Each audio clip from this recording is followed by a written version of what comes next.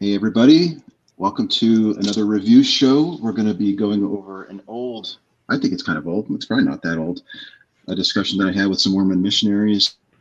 I think it happened around 2020, maybe early 2020, so it's not that old, but this is the second half of the review. So if you missed the first review, you might want to catch the first one that we did. It's a long discussion, and you guys got through half of it. Who was here? I'm actually curious who was here for the first review. I think it was a John, Reid, and Will. You guys here for that one? Yep. Cool. And then we're joined here also by Eddie and Carah. Do you guys want to do a quick introduction before we get to the review? Oh, Carah's walking off. Okay. She's like, nope. She's done. That's our cue to go to Eddie. Yeah. So I run the YouTube channel Deep Discussions. I'm not active as of late, but you can check my material out there. And I started doing SE way back in the day.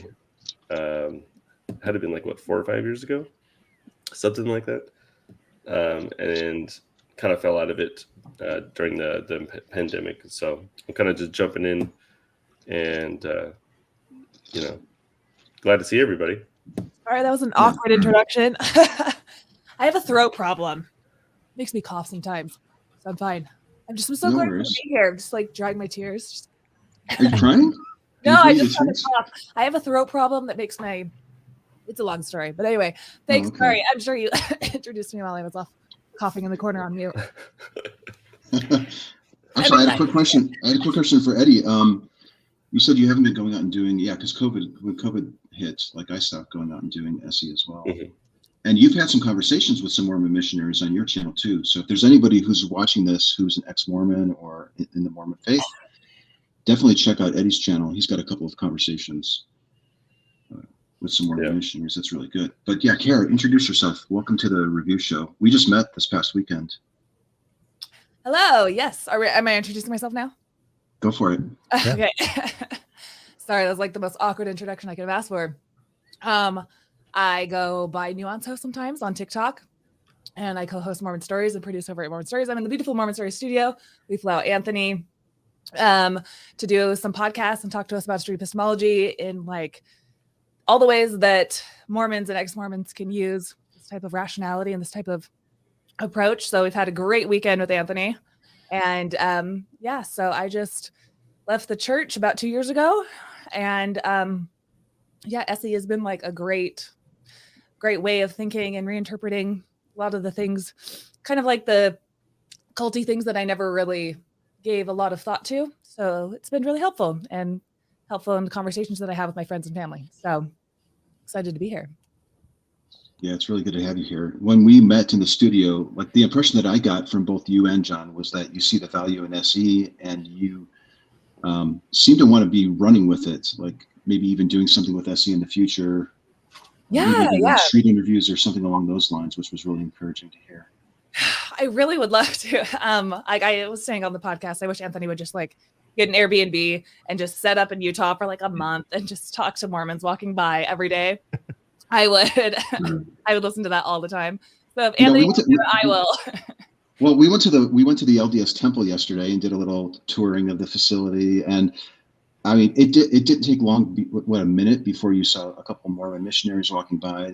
It'd be easy to have conversations there. But then I remember telling you, listen, I don't even need to be there. You have people in your very city. I'm absolutely positive of it, who know SE just as well as I do, who can easily go out and do talks with you or whatever. So, they actually let you in the temple? Yeah. Really? Didn't they? Did we go in the temple or was it a different? Sorry, I have to go get something. Is that so bad?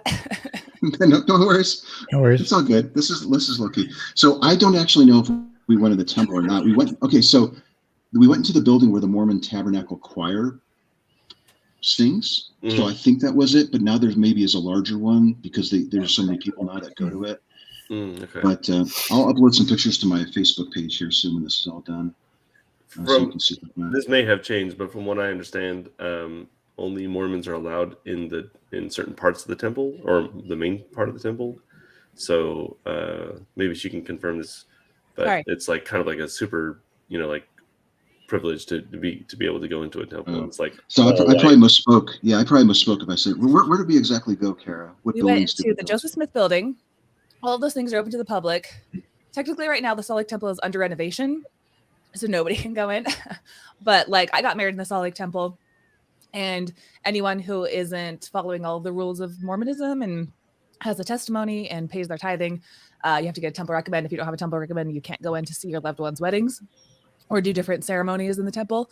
So a lot of my family didn't even come out for my wedding because they couldn't even go in to see me getting married. So yeah, it's very restrictive. They have there's mostly the ceremonies that they do. The reason that they're so restrictive is because they do come across quite culty. You have a whole different garb you're wearing. You do different hand size and different promises and different oaths and things. And they've changed through the years to be less weird, I guess. They're still very weird and very shocking. And most people who are raised in the church don't even know what goes on inside the temple. So it's all kind of overwhelming. And so, yeah, that's why main reason they don't want outsiders to see, or else they would be kind of, ridiculed or exposed. But all the ceremonies are on YouTube if somebody wants to see them. That's up to you. Cool.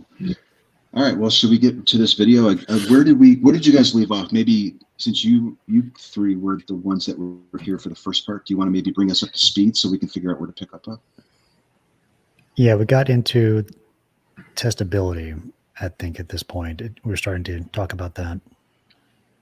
Okay. Before we kick off, I don't know how well you recall this conversation, Anthony, but one of the things that I was talking about earlier at the previous video was just kind of your energy going into this video was kind of very different to your normal sort of energy.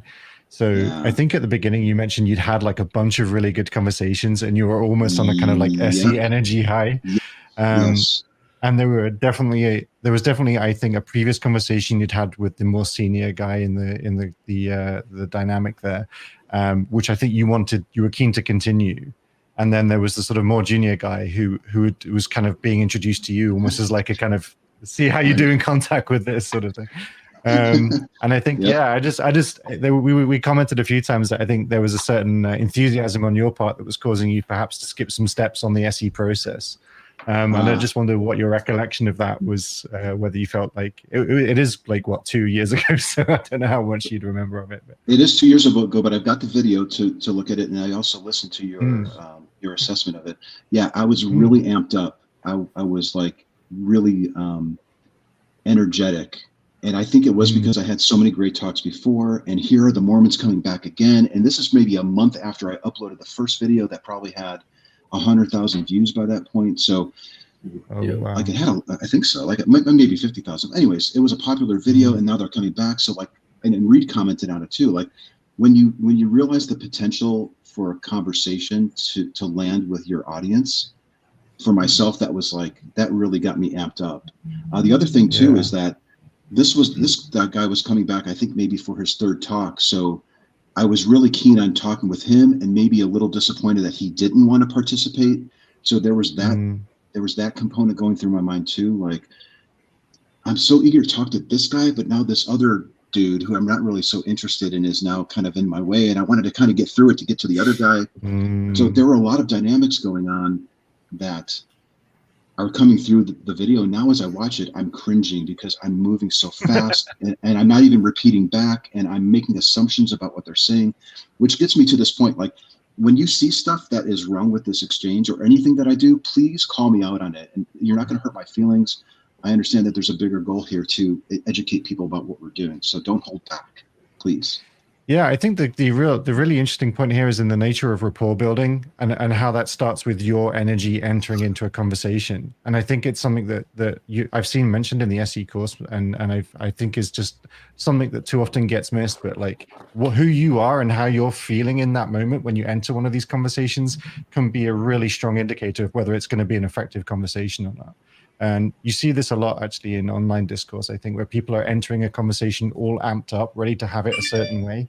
And if it doesn't go the way they expect it to, it kind of breaks that opportunity for rapport building.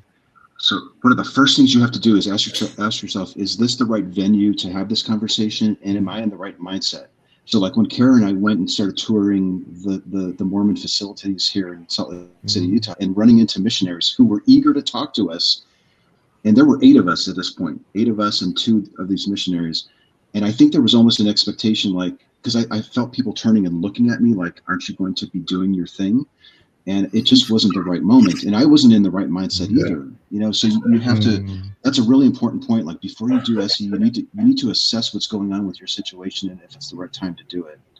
Because if you're not in that right mindset, it's not going to go well. You're not going to have rapport. The questions aren't going to land. That's really good to hear. That's Maybe, having a hard time. Is she dying over there? What's going on? Anything else you want to talk about while we wait for Carah? Because I don't want to start the video without her. No. I think what else was it? I think it's really interesting reflecting back as somebody. It's also interesting comparing not just good and bad SE, but also good Anthony and like rushing Anthony, like in the same person, somebody who's so experienced with this, still getting some of those basics like kind of wrong in this conversation and seeing actually interestingly how, because one of the things I noticed at the beginning was we didn't lock down a claim at the very beginning. There wasn't explicitly a claim. So they weren't really speaking to justify the claim that the Book of Mormon is the truth. They weren't necessarily defending the claim that at some points they felt like they were defending only the claim that it was useful to them. And because the claim hadn't been fully established, it kind of felt like it was really hard for the tools of SE to really be effective in sort of gauging where they are and then logically moving them across a sort of a set path, I think. And again, so it's really interesting to see that when it's somebody who is this experienced with the tools, not going through the methodology necessarily causes these kind of problems. So I think it's in some ways it's a really good thing, right? Because it shows the methodology is important. I think what was probably also happening there is that when you do SENF, you could become overconfident in your ability to do it, and you start cutting corners, and that is probably what happened here, which is really unfortunate because how often do you get a chance to on camera talk to 2 Mormon missionaries? So like there were so many factors at play here that I think complicated the exchange. I think it's also a really good sign that if you are not in the right mindset, it feels wrong when you're doing SE because you, like you guys were saying, you miss steps and you make assumptions. I remember one time I didn't eat and I was having an interview. And I wouldn't say I was hangry, but I was definitely not relaxed. And so it was hard to I could tell that I wasn't doing it correctly. It wasn't like it was like SC when you're hangry, or anything like that. It was hard to do. So in a way, that's actually a really good thing to note that you can't really do SC in the wrong mindset out of anger or anything like that. Yeah, totally. You can learn all the great questions. You can learn where the conversations usually go. But if you don't have the right attitude and the mindset and the willingness to really listen and repeat back and not rush, the conversation won't go very well, more than likely. And it could be the opposite as well, that if you are in the right mindset, you may not even have to check mark everything. You may even need to go slower. I think it just comes more naturally when you are in that right mindset. Yep. All right. How you doing, Carah? Want to get into the video? Here we go. Well, let's do it. Yeah. I think Carah's on mute. Yeah, muted you, Carah. Feel free to unmute. Anyway, let's play it. And trade ideas and share thoughts with them. For me, I would say that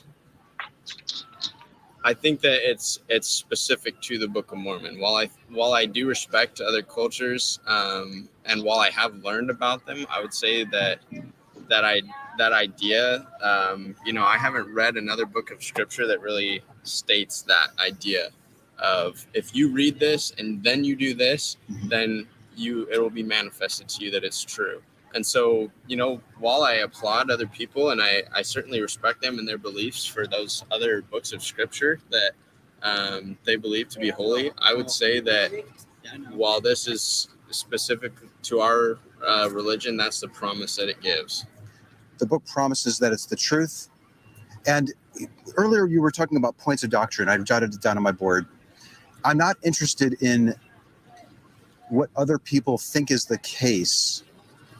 I'm not interested in their doctrine. I'm not so much interested in yours until we can see if somebody has good reasons and a reliable process for testing the claims. Yeah. Yep. So Okay. I don't want to get too wrapped up on, Yep. yes, of course, people can believe whatever they want. Mhm. I want the three of us to focus on methodology.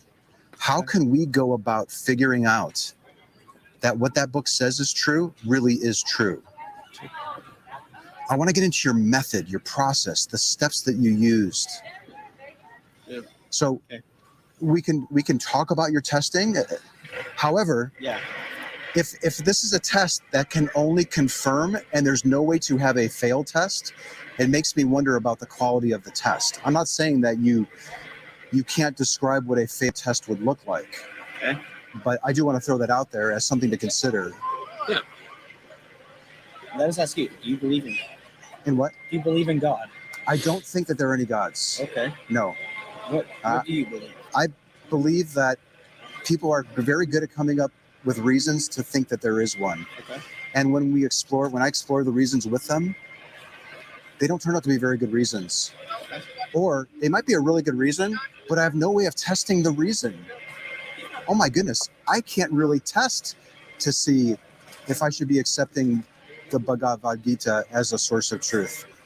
The Bhagavad Gita might have a verse that says this is how you test it. And I did the test and I got a result back that tells me the book is true. However, what would a fail test look like? What test could I perform that would confirm to me that this isn't the word of God? Yeah. Do you have the ability to disconfirm your claim?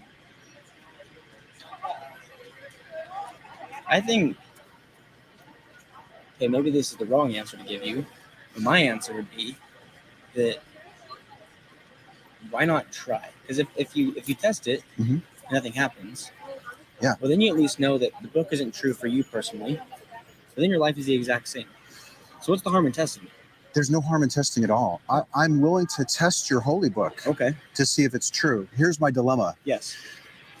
If we looked at your tests Okay. and your outcomes and figured out that we could never conceive of something that would show that your test failed, Okay. why would I want to perform a test that could never demonstrate that what I'm testing Okay. is factually real and true? What's the point of a test if it only yields results that seem to confirm the case? I could probably think of an example of, just a real world example. You asked me what kind of food I want. Like, what did I want, a six inch or a foot Yeah. long? I said a 6 inch. Okay. That's a testable proposition. I can wait and see what you bring back, and then I can compare it. You know, I can actually inspect it. I can look at it. But if you just handed me a bag and it was a nondescript bag that I can never inspect, it wouldn't make sense for me to believe that there's, with 100% certainty at least, that there's a 6 inch sub in there. Do you understand what I mean? I take it a different way. Please. Let me try this real quick. So let's just take the thought process that none of the things that we teach are true. Okay.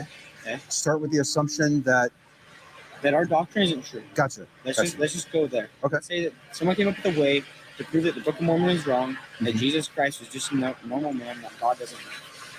Sorry, just a little noise in the background. That's all. Yeah, no problem. So now all you have is the things that we live by, the principles, the things that our We church- as humans, our or church. that is Oh, I based see. on, the things that we do in our church. okay, I think I follow you. Can we take this route for a second? Please, Okay. I'm with you. So let's just take the approach of, you ever read like personal development books or self-help, anything like that? Yeah. Are you involved with those books? No, but I'm familiar with them. Okay. Mhm. I love it. Hmm. And all they talk about is universal principles and truths that a lot of people can be successful in. The beautiful thing about the gospel of Jesus Christ in our church is that we live by all of those values. Gotcha. We live by the values of don't drink alcohol. I mean, some people say just don't drink excessive alcohol. We just say we don't know what excessive is for each individual person, so we're not even going to try to measure that, and we just don't drink alcohol. Yeah. And so I'm going to say that if you don't drink alcohol, you're probably going to be a little bit healthier. Hmm. Is that correct? Would you say that? I think I follow what you're saying. Can I cut to the chase and Yeah. tell me if this isn't where you're going? Yeah. But I think what you're explaining here is that somebody could adopt an outlook on the world that improves their lives, that gives them meaning and purpose and happiness and a healthier lifestyle, and the book not be true. Was that intentional that you framed it that way? Because I felt like you were reframing what he said, and I think you incorrectly on accidentally. purpose. Yeah, I wondered if you did that on purpose by allowing him the opportunity to have said it that way when actually, because it sounded like what he was going to do was make an argument from like following these rules makes my life better. So that's a way of testing the book, right? That was by your fruits you shall know them. Right. Yes, exactly. And so that was, I think, the argument he was about to make. But then you interrupted him, I think, and said, "Can I just say what I think you're saying, which is that it could be true, but it's not necessarily true in the book, which would have been your counter to his point, but you framed it in a way that presented it as if it was his question or your interpretation of his question." It probably was what I was thinking that he was driving at. And I was like, just trying to cut the chase, which of course you shouldn't do in SE. Like, I don't even know why I suggested cutting to the chase. Like, why didn't I just let him explain his point and repeat it back to make sure that I understood it? It's not ideal. Don't do that. Yeah, there was a. But I don't think it was intentional. It wasn't like an intentional bait and switch or anything. That I probably was actually thinking that that's where he was going though. But right, you know. I wondered if you were trying to sort of give him a charitable and sort of outcome to where he was going with his point, as opposed to he wasn't going to make the point that you would then shoot down immediately, that maybe he was aware of it. But and the other thing I thought was interesting just prior to this was this idea of the book is true. It's a really difficult concept to say that a book is true or false. And I think that I've heard that happen in conversations before where people talk about the truth of a book. Some things in the book certainly probably are true. Some things are definitely unlikely, let's just say. But you to say that a book is true or false is quite a complicated proposition. Right. And I think that it can be useful not to do it. Yeah. Very sloppy. Yeah. So like, are you saying that everything in the book is true? That might be a better way of putting it, rather than saying, are you saying that the book is true? Because there likely are some elements of truth in it. Yeah, absolutely. Yeah, you got to be so careful with your language because you don't want to be boxing people into positions that they don't have. That's straw manning, isn't it? Don't straw man. Don't ever straw man. I was only able to watch about 10 minutes of your first episode before the stream started. And I wasn't sure. You mentioned that you had trouble kind of nailing down the exact claim that they were making. So was the claim about that the Book of Mormon is true? Because to Mormons, that's what they call the keystone of their religion. Literally in Sunday school class, they'll draw like a keystone and they'll put the Book of Mormon at top, and that the whole validity of the church rises and falls if the Book of Mormon is true. And so I'm wondering if he is trying to make the claim that, like, yes, whether the doctrine's in it, the principles that we live by as members of the Church of Jesus Christ of Latter-day Saints, that therefore shows the validity of the Book of Mormon, that holds up the keystone.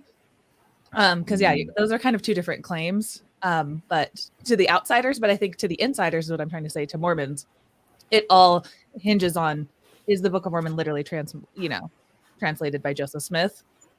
So I wasn't sure. I don't know if you want to answer exactly what the claim was, that was kind of up in the air, right? I really don't remember if we established the claim at the start or I made assumptions about it. Here's what I think happened is I was viewing this as a continuation of a previous conversation, and they were approaching this as this is a new conversation from the start. So we were at different starting points.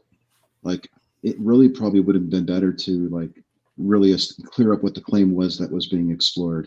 Because probably what happened is when I upload a video, I get a lot of comments that give me advice on how to engage with these folks again if I meet with them. So a lot of that is like, I'm way ahead down the road on this conversation, and they're still back here at the beginning. We started at different starting points. Yeah. I definitely got that feeling because one, I haven't watched the first one, so I don't know where you guys left off. But if I were to just watch this second one by itself, I get the feeling that you kind of already know what's going to happen as far as the line of questioning. So you tend to kind of go, you're more explaining to them what the roadblock is going to be before you actually get to the roadblock. Mm-hmm. It's like, so here's what's going to happen. You're not going to give me a failed test result. And so what do we do with that before they actually couldn't come up with it yet? You know what I mean? Yeah. But I mean, that could be what happened in the beginning of the video as well.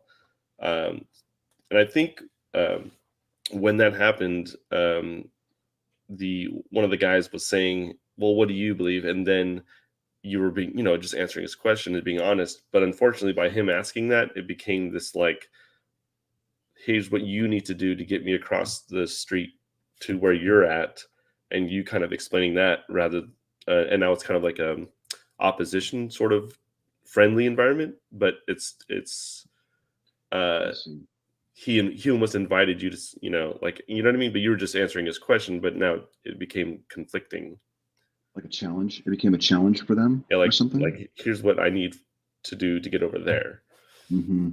And so this is a sloppy example. And like when I watch this, I'm thinking, and maybe you guys can help me with this, because I'm wondering, like, is this a video that should even be on the internet as an example of SE? Like, are there more cons than pros with this example? And if there is, maybe it needs to be put out to pasture and put it into like unlisted, but in a public playlist where people can discover it, but not immediately.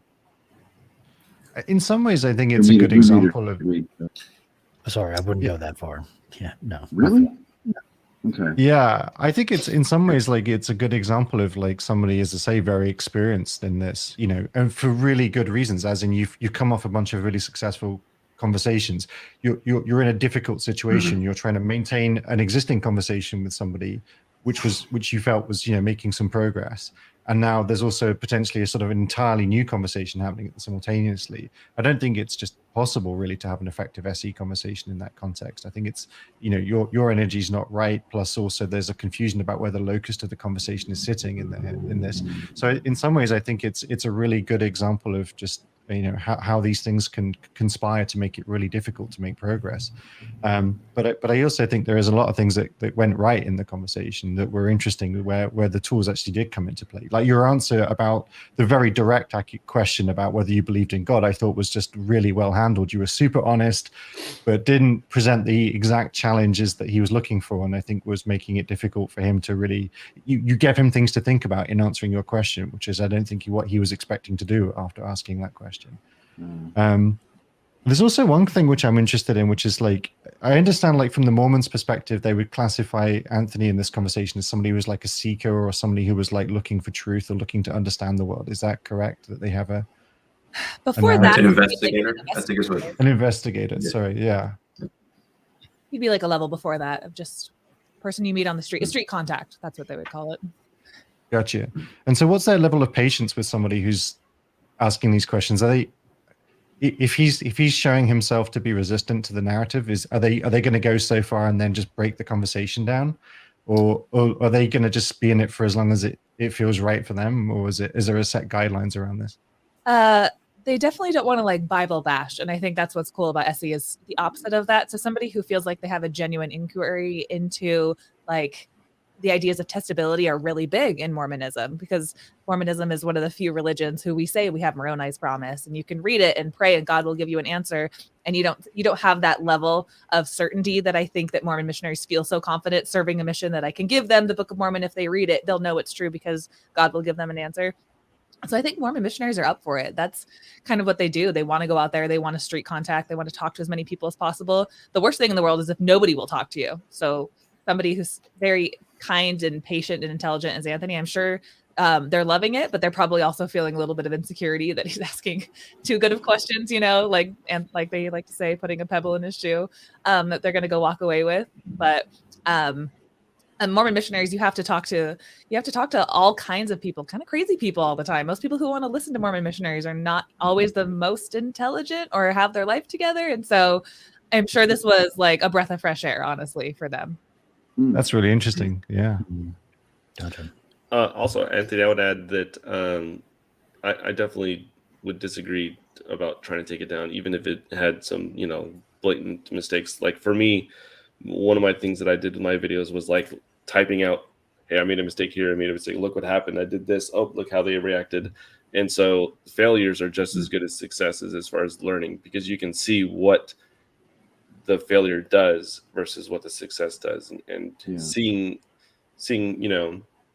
SE work is also, or it is valuable, but seeing not doing SE not work is also valuable as well. Yeah. So maybe what would salvage that video would be maybe linking to these 2 review videos so that people who discover that one can see that it didn't really go very well and there were problems with it, so that they can learn from it, other than walking away with the impression that, oh, that was an example of SE and I'm not really crazy about it. Yeah, just put a pinned comment in all 3 videos or something. Yeah. Also, go to real quick, I just wanted to bring up, as far as like testability goes, Eddie, I've seen in a few of your videos, you have an example with the marker and testing gravity. And if you drop the marker, you can test gravity, 100 times, it's always going to fall. But a failed test might be you let go of the marker and it just hovers there in the air, or you let it go and it goes sideways instead of downwards. Like examples like that, I cannot tell you how many times I've used that as an example for a failed test. Sweet. Like, that one's a good one. That's good. All right, level 2. If you want examples of how to test things, just look at the video comments, and there's like 50 examples of people telling me or offering better ways that I could have illustrated the concept of testing, which was really kind of like frustrating. Like, yes, I know that there's better ways to do testing now than there, but the examples keep flowing in. And by the way, Carah, your husband told me last night that, or somebody did, that I think you commented on this video, something about the sandwich. Do you remember commenting on this video? Yes, I did.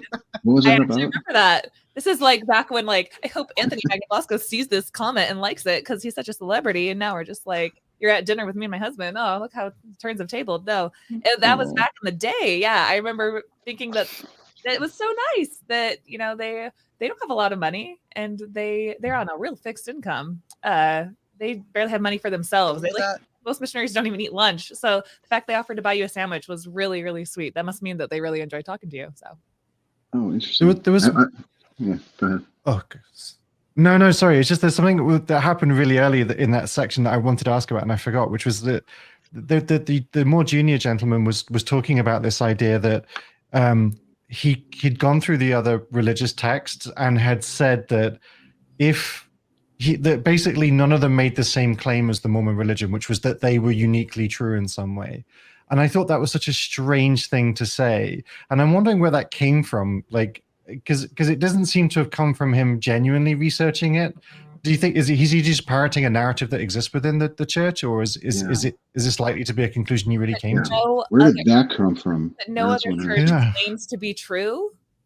That's obviously blatantly false, but I think maybe if I could put my Mormon brain back on, Mormonism is founded on that it's a restoration of Christ's one true church and that they have revelation with a current prophet. So the adamant claim of truth and speaking for God is just like an ongoing narrative that is just drilled into you every single day. And I couldn't say that the Catholic Church like hypes up their leaders the same way. So maybe that's what he was saying. Does that make sense? So like the claim to truth, I'm sure Jehovah's Witnesses, I'm sure all kinds of people claim to speak for God in other contexts. So that's kind of a weird, ignorant thing that he would say that no other religion claims that. But I can see what he means if they claim it a lot. They definitely send out 60,000 missionaries every single year, to go door to door to claim that. So they're definitely passionate about it. But gotcha. Yeah, I guess that makes sense. It seems like the exact opposite of what little everybody knows about more or less every religion, is that they all essentially claim to be the truth of things. And it just seemed like a very strange conclusion to come from somebody like that. Yeah, I wonder if the bishop or whoever his leader is, maybe. I actually kind of like wondered what happened when they went back to their leader or whatever to explain this discussion, or if somebody in the church watched this, like, is there ever... Is there a process for giving feedback to people or using this as a training exercise for future missionaries who are going out there who might run into somebody who's using this approach? I doubt it. Have they ever reached out that they've seen the video to you? Because I can't imagine. Well, I think one of the guys, the guy on the right, mentioned that he saw the video of the first conversation. Maybe didn't that come up? I think it did. But yeah, I was wondering if like people from the LDS Church would actually be interested in hearing what their members are saying, and then incorporating it into some sort of training. I doubt it. They have their own training thing that is all about feelings and combating all kinds of like worldly tests with spiritual tests. They have a different angle that they're going at, and they're just all consumed with their own religious dogma. So I can't imagine that, but I'd be interested to know if they did. They would probably do something like that if they were heavily into apologetics, but Mormonism They're really, not, you don't no. see apologetics a lot. So I was kind of interested that Anthony's gone. The more junior guy who's sort of the new one to the conversation. I mentioned in the previous video that he, his body language was very defensive a lot of the time. He looked nervous and slightly agitated. He was sort of doing a lot of sort of classic, comforting mechanisms in his hands. The way he was holding himself and generally conducting himself. And I was wondering where that nervousness might come from. I mean, I guess any conversation with the stranger is, especially as you say, Mormons are no doubt having very strange conversations with very strange people quite often. So maybe it could just be that. But I was wondering if there was any kind of sense of, review or repercussions for not doing well. Is there any kind of performance sort of concern there? Besides missionaries themselves, I have a coughing fit. Sorry. I'll answer that question later. Oh, we'll go to somebody else. Or maybe we can keep going and come back later. Let's do that. Yeah. Oh, gosh. All right. Anyway, Poor Carah. sorry about that. Yeah. Here we go. Book not be true. Is that where you were going with that? No. Interesting, no. But very close. The thing I was getting at was, you're asking the question, why would anybody do it? Like, why would anybody test this if there's no fail to it? Is that kind of what you're saying? Why would anyone embark on a test that they can never determine what a failed result would look like? Okay, so I guess my answer to that question is, you couldn't really fail if you tried testing the book and live by the principles of the church. Red flag. Oh, testability. Yeah. Well, no, it's not just that though, because the problem is, one of the problems is that they conflate testing you as the person who's reading the book. That for them, it's a test of them, whether they find truth in the book or not a test of the book. And this happens a few times in the conversation. I think that what they're claiming is being tested, or what they're thinking about when you're testing it, is actually you being good enough to recognize the truth of the book. And they're not really talking about whether or not the book can be testably proven to be true or not. It seems to be kind of both. It's like, if you pray and have feelings, then those feelings confirm the cause of the feelings, which is the God. Is that fair? I don't think so, because I think what they would say is then you weren't doing it properly. Like if you were doing it properly, then you would have had the feelings. And so again, all it's disproving is your insincerity in some way. Something about you is not adequate to the task of recognizing the truth. So at no point is this actually being about testing the truth of the value of the claims of the book. It's all about testing your ability to recognize the presumed obvious and truth of the book, and so I don't think this. Sorry, I didn't mean to interrupt. No, they're go saying, ahead, but if you test it correctly, it's impossible to get a failure. Like if you test it correctly, you're always going to get an answer, something like that. Like. Yeah, I think I said, I think if you test it and you find the truth, then you have succeeded and the book is true. If you test it and don't find the truth, then you have failed, but the book is still true. So that it is the only. So the failure's on you, not the actual book. So when he said something like that, the first thing that came to my mind was that gravity example. I would basically distinguish between, okay, you actually can't fail. He believes that you actually can't fail. And I would just kind of mention, I'm not asking if you would actually fail. I'm asking what it would look like if you did fail. So like the gravity example, the pen dropping, what would it look like? It's never, failed. It's always dropped every time I do that. But I know what it would look like if it did, even though it hasn't. It never has. And so although we can think that a book, the method in that book won't ever fail, you should still be able to look at what it would look like if it did. Mm-hmm. So I think again the problem there is also that that we're not talking about whether it's a good question, right? What would it look like if the claims of the book were not true? How would the world be different if that was the case? And that could definitely be a useful conversation. But then again, we're back to the difficult challenge of saying a book is not true, which is a very difficult thing because obviously a book is a wide range of claims.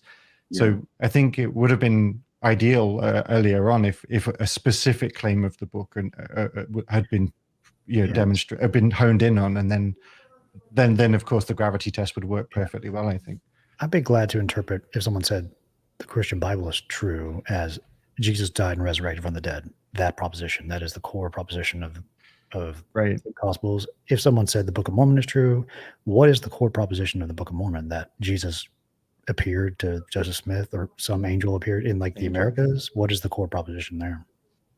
That the church is restored by Joseph Smith. Am I on mute? I'm not on mute anymore, right? No, Okay. no.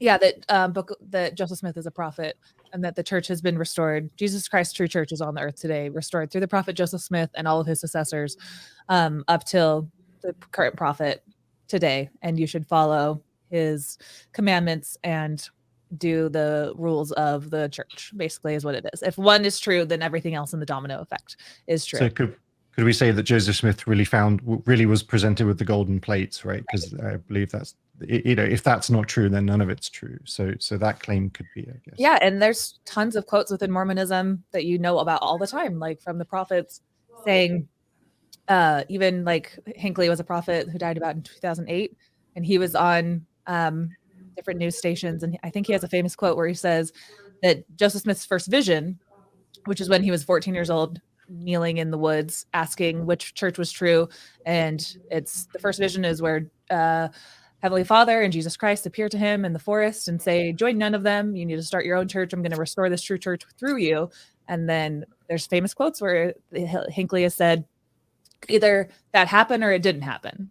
Either Joseph Smith actually saw God the Father and his son, or it didn't. Either he dug up the golden plates and the Book of Mormon is actually a record of the ancient inhabitants of the Native Americans and the Lamanites that lived on the American continent, or it's not. And so that's what's so difficult about evidence. Can definitely prove that those things don't stand up to any kind of real inquiry. And that's where Mormon apologetics have a really tough time right now, because now all they have to do is go by, but do you feel good when you read the book? Therefore, it's true, right? Yeah. And who's going to argue with your own personal feeling of this situation? Yeah. Because you're feeling it. Like the feeling is real. So, but it's the conclusion that you're drawing from the feeling that you're getting that we tend to explore in SE. Yeah. Yeah. They're privileging a supernatural hypothesis over a natural hypothesis for the Yeah, cause and of those feelings. I just want to add one thing that Anthony and I discussed in his interview that's going to be on Mormon Stories that's going to come out in the next couple of days. So follow the Mormon Stories YouTube channel. We got tons of SE content coming down the pipeline really soon.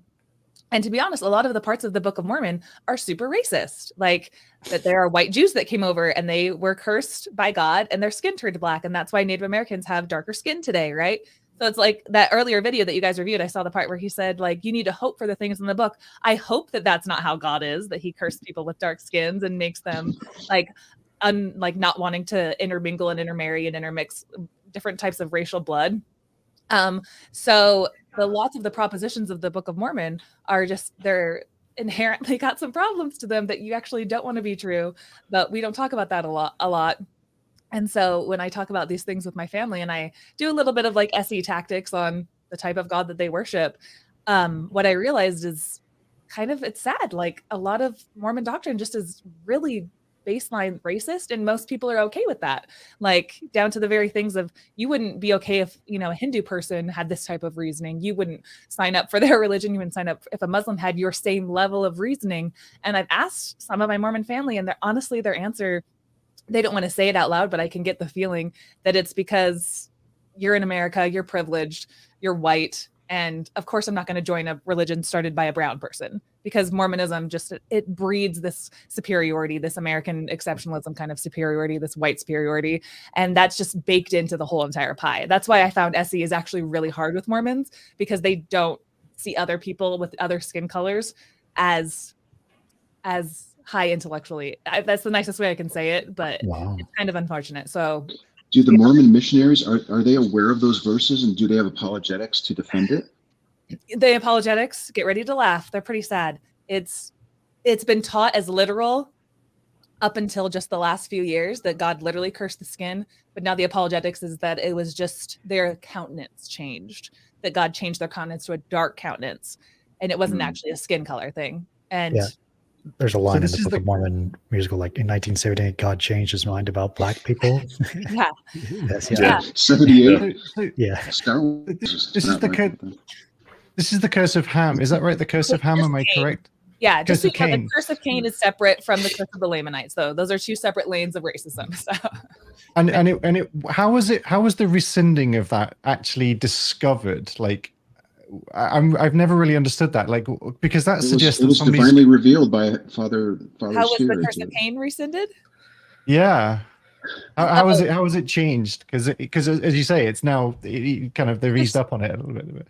The quickest way I can explain this is that Joseph Smith, when he was writing, so the Book of Mormon is separate, but he was writing the Doctrine and Covenants and different other principles that Mormons are supposed to live by.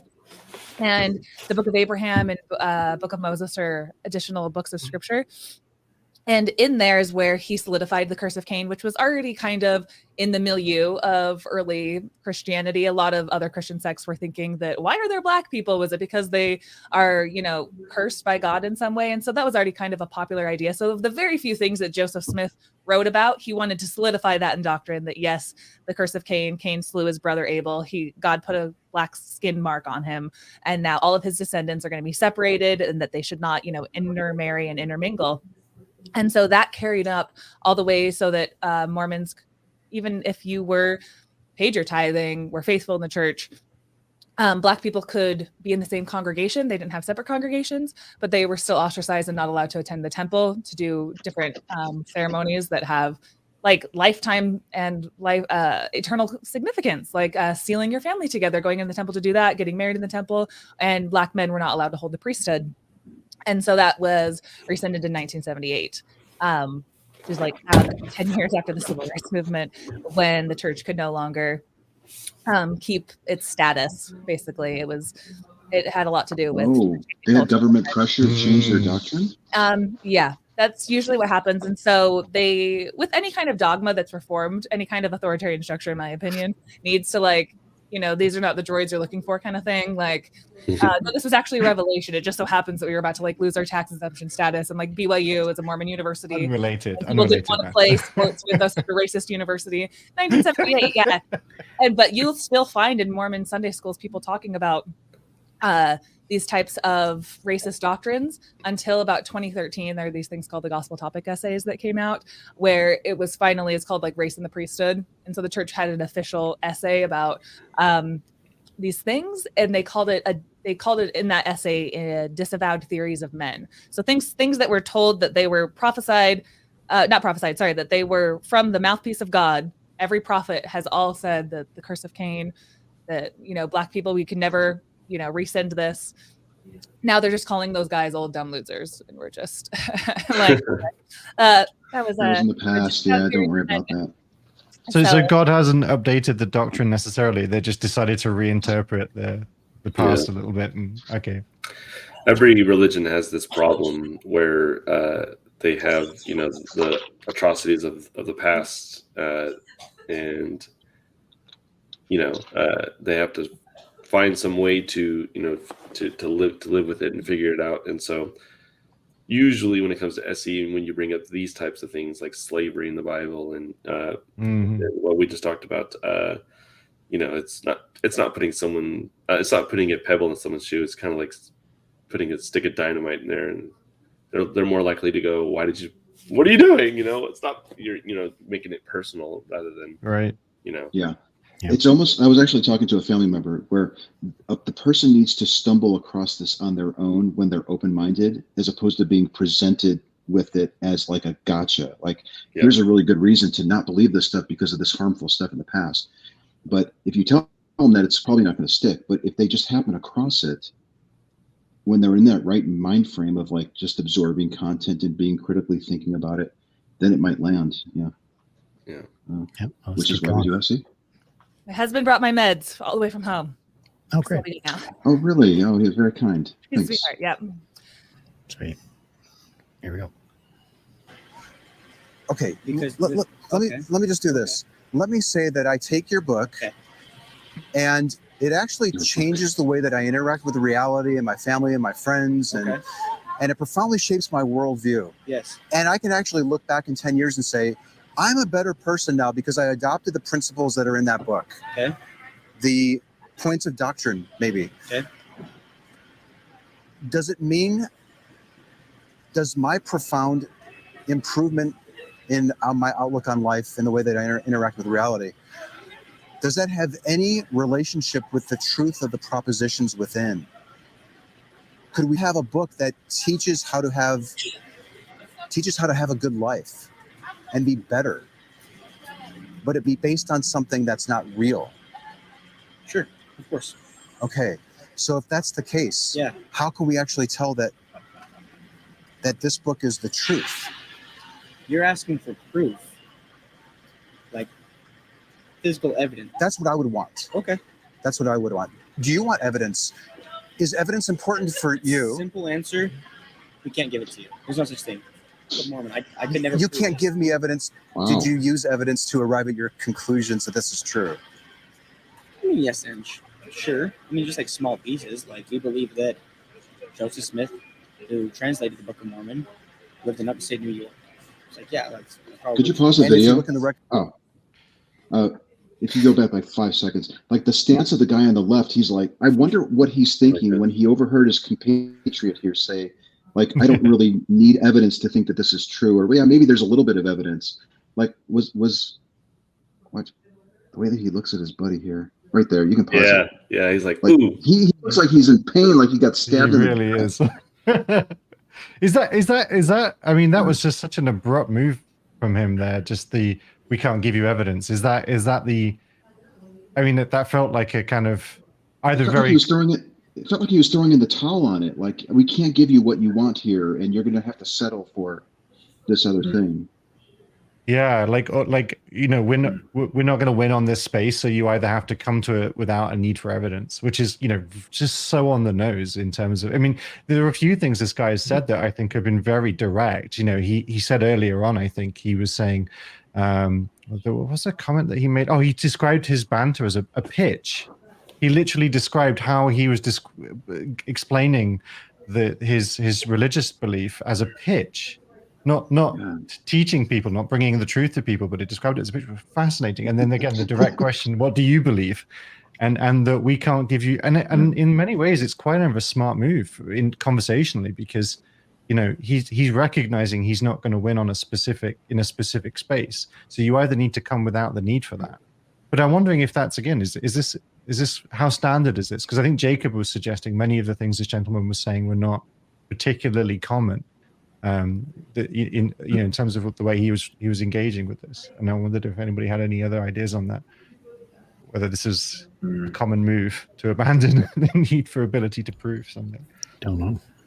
I think it's common if they're losing the argument, or if they don't feel prepared, and their next move isn't, they're having troubles. They tend to just fall back on that. Do you think they feel like they're losing the argument, or just not able to? Sorry. Go ahead, I just want to say, I do think it's a good follow-up question that you asked right after that. Is evidence important to you, and like, do you need it to get to your belief? Like, I think that really gets into like the method of how they know. Like, that was a good question. Is truth important to you? Is like a good question too. But him having to jettison the need for the ability for evidence to have an effect, or his ability to give any kind of proof that it isn't there, do you think this is actually helping him reflect? Or do you think he's now just put another wall up to prevent Anthony from being effective? Because now he can say, look, okay, I'm not even going to care about proof at this point. Well, I still think they're playing the game of, what Anthony's asking for to get over that line to where they're at, and they're discussing what they can and cannot do. And I think Anthony was trying to push it back on, let's talk about how you got to your conclusion, because it's not so important whether I'm going to come over the fence or not. You know, it's about how did you get up to, you know, your conclusion, because that's really what's important. Yeah, agreed. All right, keep going. It's like we believe that Joseph Smith, who translated the Book of Mormon, lived in upstate New York. It's like, yeah, that's probably true. And if you look in the records, he was living there. Yeah, So in upstate New York, yes. Yeah. I guess what I'm getting at here is, are the tests that you're performing or that you performed in the past, I don't know if you still occasionally do them. Might be interesting if you did. Yeah. But are the tests that you're conducting to confirm that the Holy Book is indeed the Word of God, is the truth? Is that evidence? Is your ability to test it and the results that you see the evidence? Or do you not even need that? Would you still believe this if there wasn't a clause about how you can go about it, test it? If I read the book and there wasn't a clause that said I could read it and find out it was true, if I read the book and it brought peace and happiness to my life, and I felt inner peace myself, like a confirming of this has to be true because it makes me feel happy, makes me feel successful, and I'm living by principles that allow me to feel this way, that are just good values, and I'm a happier person, I'm nicer to people, and good things are happening to me in my life, regardless of what it says at the end of the book, of course. A profoundly changed lifestyle is enough for you to accept it? Or do you care if it's true at the heart of it? Is it more about how it impacts you, or is it more about being impacted by something that's not factually real and true? Did I confuse you with that question? I think you just broke me. Yeah. Can you say that one more time again? Yeah. Sorry. Yeah. Why do I do that? Why do I do that? Like, I heard you guys talking about this on the first review. Like, Anthony asked a question and then he asked another one and another one. But it's like, I don't know. Sometimes I think I'm asking the question and they didn't pick up on it, or it needs to be refined so that they get it just right, when the first attempt could have probably been adequate. I think this is definitely a case. I'm wondering, this is when you're doing this, I'm thinking, is this because you've had so many successful conversations in that day that you're chasing how it felt to get the question to land, and it's not feeling right, so you're gonna No, it's not like I'm chasing the high of SE when there is a high of SE, and I think I was like experiencing it at the start of it, and maybe it's kind of tapering off now. No, I think it's more like I want to ask the perfect question. And when I hear the question that I just asked, I realize there's deficiencies in it, and then I want to refine it, and then refine it, and then refine it, and hope that they go with the last one, but they're probably still stuck on the first one, you know? Yeah. True. That's a great question, though. Yeah. There seems to be no question that you're getting value from thinking that this is true, and it's profoundly changing your life. Yeah. Is the benefit that you're getting from thinking that it's true more important than being able to tell if it really is factually true? Yes. What do you think? That's a hard one. I would say that I think I'd agree. I think that I would certainly hope it was true after all I've been through and all I've experienced. But like Elder said, if it improves the overall quality of my life, then why would it matter? I guess, you know, I think it matters personally to me very much because I enjoy the scriptures. I enjoy the knowledge of not only my religion but other religions. I enjoy learning and growing that relationship with God. So I would certainly hope it was true. But if all I got out of it was an improved quality of life, then good for me, I'd say. I think that's a really difficult. Oh, sorry. Nathan comments, I do it too, Anthony, since the interlocutor hasn't understood the gravity of the question when you ask compound questions. Yeah. This reminds me of the happy pill experiment, which kind of tries to get to the heart of whether people would prefer to have truth or happiness.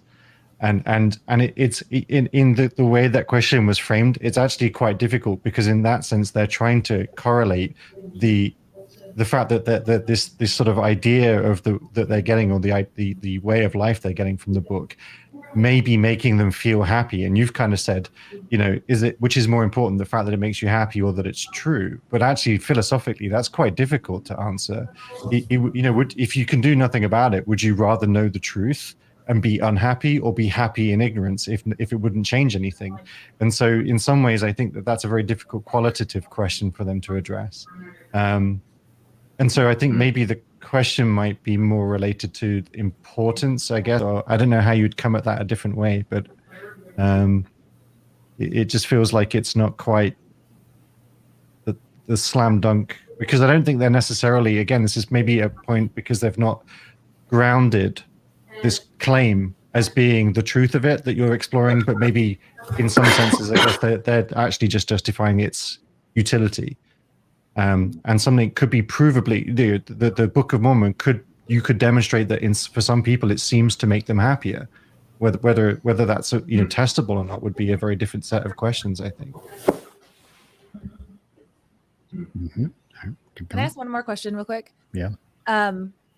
Does Essie, do you guys ever get into questions that deal with, because what his claim was just now is that it doesn't matter if it's true if I see the utility in my life, but a problem I run into with a lot of Mormons is they have a worldview like I did that's about that big, and they don't see the externalities of like the problems with like LGBT issues in the church or whatever.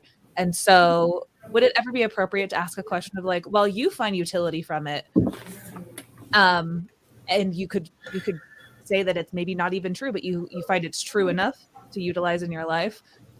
What do you find as a moral person? Do you know what I mean by that question? Like, as if you're a moral person, what kind of responsibility do you have to actually find out if it's true, if it's causing suicidality or depression in people who don't find the benefit from it? See what I mean? Ooh, that's interesting. Yeah. Okay. When that happens, we usually try to probe the limits. Like they're using the principle, it doesn't matter if it's true. Does that apply to everything? Or why is the double standard happening with this belief? Right. Like, at what point would it start bothering you? Would be a good question. Yeah. If you go to the bank, you care if it's true. If it's actually going to give you the right amount coming out of the ATM. Why do you care about that? And why exempt it from this belief? If someone was happier in a different religion, would you want to join that religion? That's a good one. if somebody could, that's a very good one. That they were happier, but let's say you did not fit into the box of the rules. Like you had to be left-handed to join the happiest religion on planet Earth, but you're not a left-handed person, for instance. Would you join that because they claim to have the happiest people, but you physically cannot function within this left-handed society? Would you still join it? And I whatever parallels I can get to have people realize that, like, because I talk to so many people who are like cult allegiance, no matter what, even if it's hurting people, I'm still with it no matter what, because it works for me. But their worldview is about that big. That's what I hope, like SE type questions help people notice the broader ramifications. So also, do they need to believe that it's true in order for it to make them happy? As in, is the actual truth of it necessary for them to follow the principles and practices and gain their happiness? Or is the truth of it not actually important to them, only that following the process essentially makes them happy? I seem to think that comes up in this conversation, if it didn't already. Maybe it comes up here. Usually it's the belief that it's true, which helps the results. Because if you don't believe it's true, you can't get the results from it. You have to believe that it's true, and just not care about proving it necessarily. So we'll see what happens. Out of it was an improved quality of life, then good for me, I'd say, overall. Yeah. I think we were just talking about earlier how somebody could still be a good person and find happiness and meaning and purpose without thinking that it's true or a completely different God is real. If people can still achieve happiness, meaning, purpose, and all those other things, without having to think that they have the truth with this book, why do you need the book? Why can't you do this without the book? Why can't you be just as healthy, happy, and loving, and caring, and generous, and peaceful without this book? Simple answer is you can. Yeah. And there's nothing that says you can't. If you can, why on earth would you be bringing the book into it, something that maybe we can't actually test So to see if it's true. now you're getting into Jesus. Pretty Christ. aggressive there. Why is Jesus. Jesus Christ? Wow. That's pretty damn direct. Why the hell would you bring the book into it? What's Yeah. wrong with you? Why do you need this book? Wow. Wow. To be fair, he's definitely lying. You're not That's asking not this. how what That Mormon is- teaches, though. No. What's This that, is Carah? the biggest source of happiness and joy, that you can find more happiness abiding by these principles than anywhere else. So you'll have a lower level of happiness, a lower Oh, kingdom. it won't. So It won't I be don't true think happiness. it's It's true. yeah. No. Not as good. The no true happiness fallacy. The no true happiness. Yeah. Christ. Why is Jesus Christ? Is the question that you are now asking us. That is how I take this, because that's exactly the route that I would take. Does somebody need to have Jesus Christ in their life to achieve all the benefits that you're currently getting? Yes. It's impossible to have happiness, meaning, and purpose Repeating back. without Jesus being in your life. That's what I think I hear The you saying. fullness of the blessings and happiness in your life. You can still be a very happy person, very peaceful, and have content with your life for sure. Mm. But to receive full direction in your life, to receive the fullness of happiness and direction Mhm. that people want in their lives, can't be done without Jesus Christ. There you go, Can't be Carah. done without Jesus. Mhm. You did a good job answering that. Yeah. What? But that What? I'm sorry. If somebody who lives without this book could be perfectly content, perfectly happy, but there's like a fuller happiness when you have Jesus Christ in your life. How do you know when you are full? What if there was a religion that could get you more full on happiness? Like, I don't know. Like, how do you tell when your happiness tank is full? What does that look like? Yeah, yeah. it's a good question. I would ask, is this something that you were taught is the case, or is this something that you determined yourself? Mm. Because Yeah. I bet you they didn't look into it. And how does it express itself, this happiness plus that they get? You know, how is it tangibly expressing itself? Because, you know, if you can look at somebody and they just seem massively, you know, I've been really excited, you know, having a chocolate mousse, you know, after dinner, you know, that's made me, as far as I can tell, maximally happy in that moment, right? And it's really hard to know what this happiness plus, you know, I've never had a chocolate mousse with Jesus in my heart, and I can't imagine that it would make the experience of the chocolate mousse that much more amazing. So what makes him believe that there is this happiness plus, and how does it seemingly express itself? Okay, let's try to steel man it. So I'm thinking, if I thought that I was going to live forever and see my loved ones again, you know, if there's less stress in my life or worry about dastardly events that could befall me, maybe I would be a little bit more happier. Is that it? Maybe. Yeah, they call that the eternal perspective, that in every Sunday school class, that your trials of this life, you look at it from God's eternal perspective, and then you feel a lot less anxiety. So maybe there is something to it, right? If a lot of your worries go away, then maybe you actually could be happy for thinking that this is true. Well, yeah, there's some research into happiness that suggests that actually they do studies on people that, for example, won the lottery and had tremendous success in their life, and also people that had deep tragic events happening to their life. And what they've discovered is, after about 7 weeks after an event that would normally either elevate or severely depress somebody's well-being and general sense of happiness, that most people after about the 7-week period return to a sort of standard baseline of happiness, because we calibrate for our ambient levels of happiness. Otherwise we couldn't necessarily notice you know, that we only really notice the change, a bit like temperature to a certain extent. You know, we notice the change in temperature much more than we are acutely aware of our present ambient temperature. And hedonic I think, adaptation. Exactly. Yes. So in some ways, I don't think happiness is a state to be perpetually elevated. I don't think it. So I think even if I was to be having the idea that you know, for example, instead of maybe going to heaven, if I imagined I was going to win the lottery in 3 months' time and I was convinced of it, it might genuinely make me happy for the next 7 weeks. But the idea is that potentially I'll just go back down to sort of normal base level attitudes towards life. I would just probably be making worse financial decisions. I don't know if that's the case for sadness or you know, suffering. So you could make the argument, if you're really trying to stillman it, is that having some such beliefs avoids a lot of suffering and you know, the light at the end of the tunnel sort of thing, and it helps you get through it. Because I can't imagine, you know, getting used to a certain level of suffering after 7 weeks and being happy. You know what I mean? Yeah. False hope is worth having if no better hope is available, for sure. And I think that there is a sense of that. Quite as good comment. What if you have another religion that you found would make you more happier than the one you had now? Would you consider it? And I remember asking this one question to someone who gave basically the same response. It's like this question. If it helps define, if it gives your life meaning and how you relate to other people in a positive manner. If someone came along with a belief that could give you better meaning and better relationships with people, would you want to discard this belief and go with that one? Probably not. Whoa. So it's not even the reason.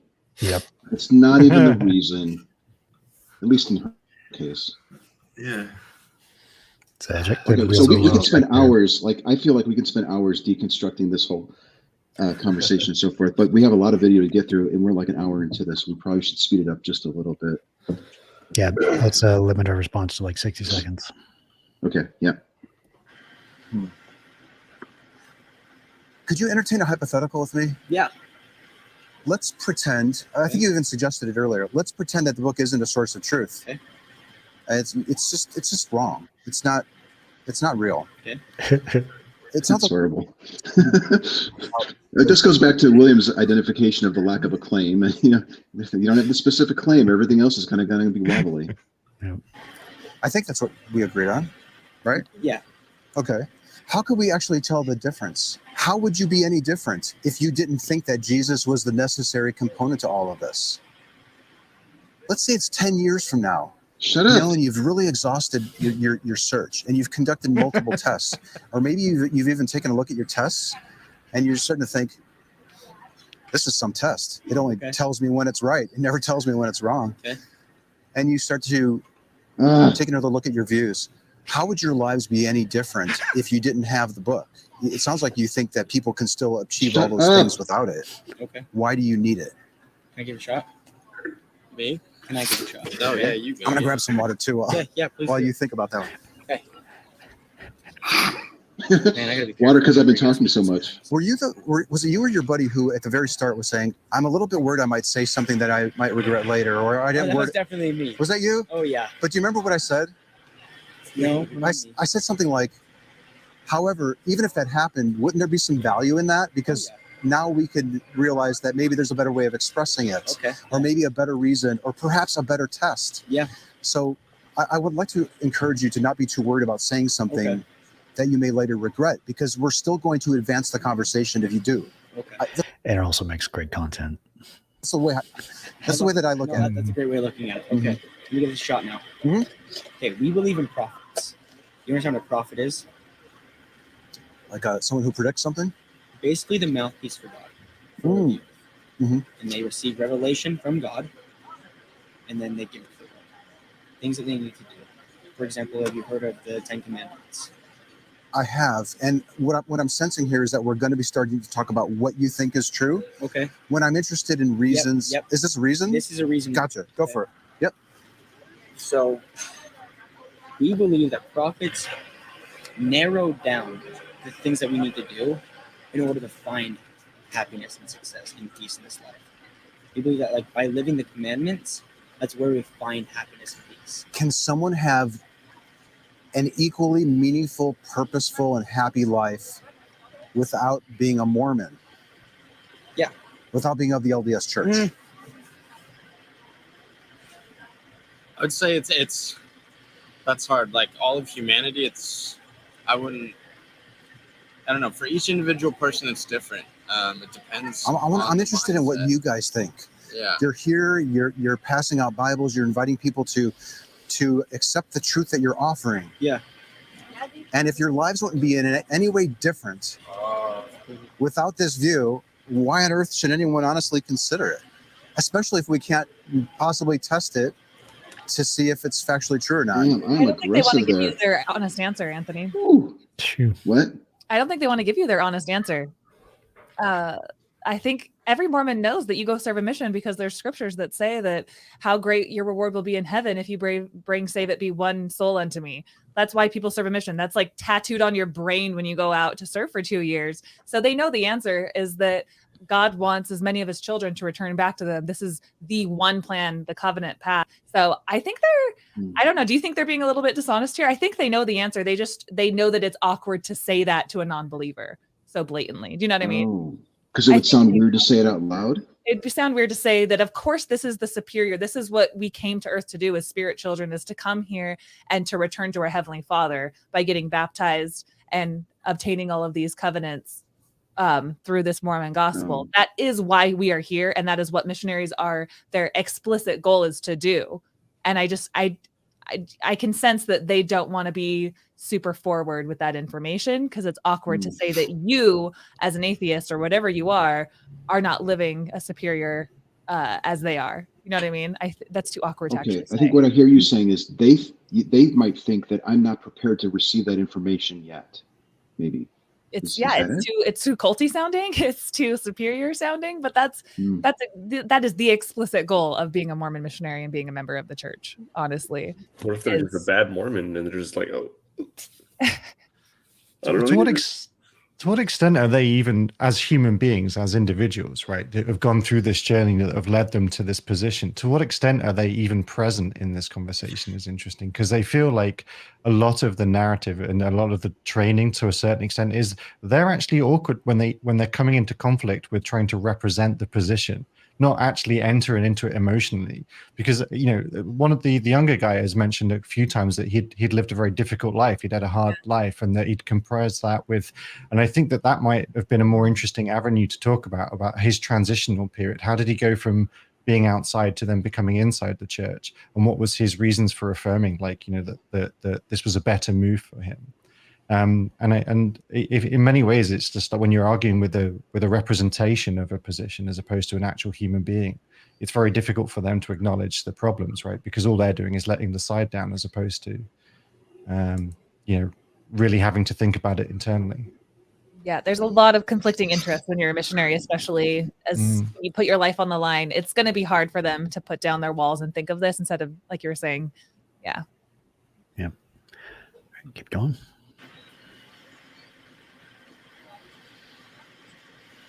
It would be different now. How would your life be any different if 10 years from now you were not a Mormon? If I was living the lifestyle I was living beforehand? Like, are you saying living the same principles we are now without the book, or living the previous lives we lived? Not your previous lives, although we can revisit that. Okay. Do you think that you would go back to your previous lives where it wasn't quite as meaningful and purposeful and happy if you discovered that you have no good reason for thinking that this book is true? No. Not after I felt the peace and I found direction from reading the book, and just because of the doctrine. Okay. I wasn't very happy before. Yeah. I started living what we call gospel principles, gospel doctrine. Mm-hmm. Here, let me ask one more question, then we'll wrap it up. Yeah. Because I don't want to overwhelm any of us with these questions, and then you can ask me questions back. Okay.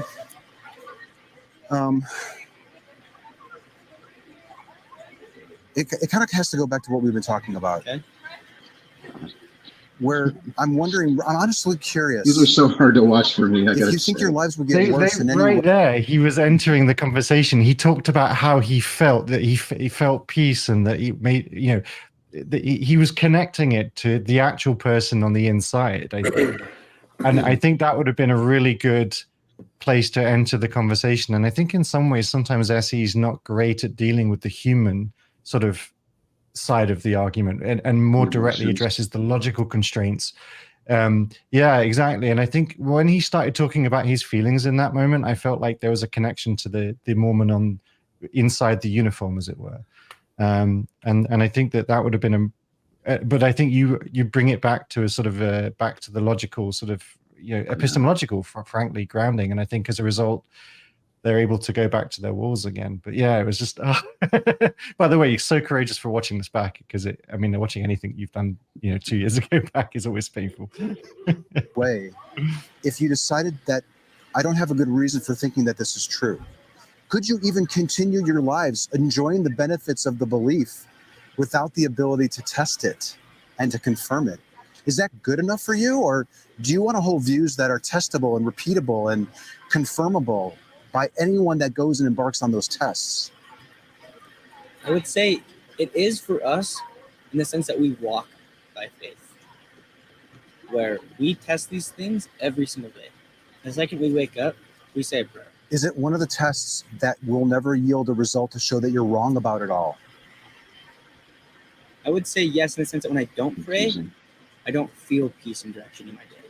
But when I do pray, when I do read the scriptures, I feel that guidance in my life. And that for me is the failure of the test, or the positive outcome of the test of praying. Can you repeat that one more time? The way that you go about on a daily basis testing Correct. your faith, Yes. the Mormon faith, the LDS church's teachings. Even just a faith in God, anybody. Sure. Yeah. The reason where you can say that you're 100% sure Yeah. that your God is real and this book has the truth, your testing process is praying. Yeah. And what's the failure component to that? What is the outcome of your prayer that says, I can't think that this God is real if this happens? I would just say a personal spiritual witness. And I know that sounds kind of crazy, because obviously. What's the you don't failure believe in component God. to it? What is the equivalent of looking into the bag to see if you brought me back a 6-inch sub or a foot long? I really don't think I'm understanding the question. No. So, I could try it a different way. no, that's okay. I understand what you're saying. The simple fact is there is none. You keep talking about, like, why would somebody partake in a test if there's no failure component? Why would somebody want to participate in a test where they could fail? If there is no way you can fail in this test, wouldn't that mean it was true? Not necessarily. So, well, let's say that you buy the sandwich example. Maybe is a little not working quite as good as I was thinking, but I need a better way to explore if you testing. brought me back something, a Put that box, on the and video. there was something in it that you are telling me that it's that sandwich, that 6-inch sandwich that you bought me, but I don't have the ability to inspect the results and to actually see what it was you brought back. I could be thinking that there's a 6-inch sub in there when in reality there's not. Maybe you actually got a pizza and you just wanted to see my reaction when I opened up the box and the pizza's in there. If I don't have a way to inspect the contents, if I don't have a way to test the claim, to compare it to something that would be a failure of the proposition, why would I accept it? The problem is that his prayer test was passed, right? His claim only was that when he prayed and he contemplated the future in this way, and he felt better, and that's completely valid. I mean, the problem is it's not a truth claim necessarily. It's just a response to the act of praying, and most meditative practice will, with which I would consider prayer to be strongly correlated, would probably make you feel better. And so he got what he prayed for, essentially. So you could say, what I'm hearing you say, if you pray and you feel better, that confirms the claim that the God is real. Or then does it make sense that if you pray and you feel worse, then that makes the God not be real? Is that what's happening? I think that's how he's framing it, for sure. Yeah, like I think he's framing it that he prays, it gives him direction and makes him feel purposeful in his life. It brings him happiness and well-being, and that is proof to him as a personal awareness of it. But presumably, I would say that if he didn't feel better as a result of playing, then he would probably consider himself not praying properly, I think is the way they would frame it. I think what he was trying to say there is that wouldn't you want a test that never actually failed? Yes, yeah. He's saying it's advantageous to have a test that never fails. That never actually failed. And I would probably ask the question, are you saying that is it beneficial to have a test that would never actually fail? Or are you saying it's beneficial to have a test that you could never tell if it failed? Yes. That's what we're talking about. Can you tell? And that's it. In his mind, he's thinking it's great that it never fails, but we're asking, is it great that you can't tell if it fails?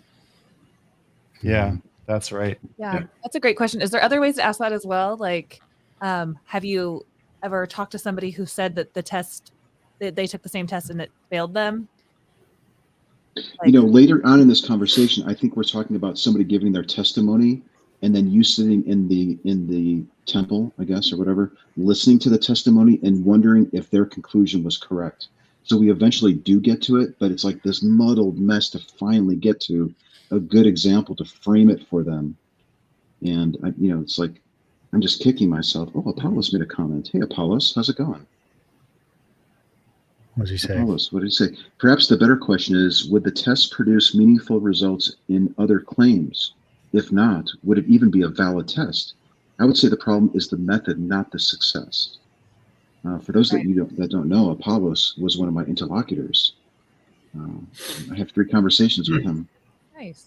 Check it In out. the past, I've seen you do a great job of like using an outsider test here to say, you know, essentially, imagine in front of me is you as a woman. Imagine I have a Hindu or a Muslim next to me. Could they not say the same things with equal conviction and confidence in their conclusions? And how would I, as an atheist, arbitrate between which one of them had the true religious narrative? Or as an outsider, I do. That's so true. Like all this framing is how they can test, when it probably would have been better to be talking about the hypothetical third party outside test. Yeah. Sloppy. Don't do this, folks. Using your sandwich analogy, that it's, you know, that we brought you back a 6-inch sub, or we brought you back a pizza. Well, in the promise in this book is not something that we're giving you. It's something that God is giving you. And so you think that this is the case because the book says it. And what I want to get into is how we're confirming that this is really the case. Like we said, it's a spiritual promise. We can't like sit you down and say, you know, look, that tree over there is evidence that this promise is real. Can spiritual promises be made up? Sure they can. Anybody can make one up. I can make one up. We could literally make up a spiritual promise, write it down in a book. Of course. Yeah. Scriptures tell us to test everything. Yeah. I'm so mad at myself here. I'm like, that was good. I just totally I wish we had better answers for you. screwed that up. No, that's fine. There's like I was saying, I think there's still value in this, and I'm a little disappointed in myself for not being able to convey a little bit better how I view the importance of testing. That you're almost asking me to basically just accept that there's a 6-inch sub in the box, and my test is, well, you just told me that there's one in there, or it was written in the book that that's the case. And you're not giving me a way to open up the package and inspect it. In this moment, you've moved the locus of the conversation to you and their inability to persuade you rather than keep the locus of the conversation with them, I think, as well. And it's really interesting to hear you echoing your own remorse in this. Hey, yep, maybe something good could come of it. I think this conversation was still useful. I mean, we're talking about it now. And there's a surprise 100%. Guest. There's a 6-inch sub right here. Hey, look at that. That's a miracle. It's a miracle. I'll finish this up, but you can eat. Getting here. Okay. Let me try just one last time. Mm-hmm. Do you care to know if God is real or not? Yes. If God is real, would you want to know that He's real? Yes. Okay.